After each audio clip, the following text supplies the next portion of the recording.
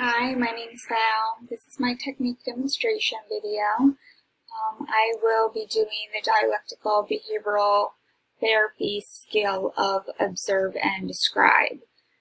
So this skill is a mindfulness skill that focuses on observing the current situation, body sensations, physical things around, just for what they are without any judgment or anything.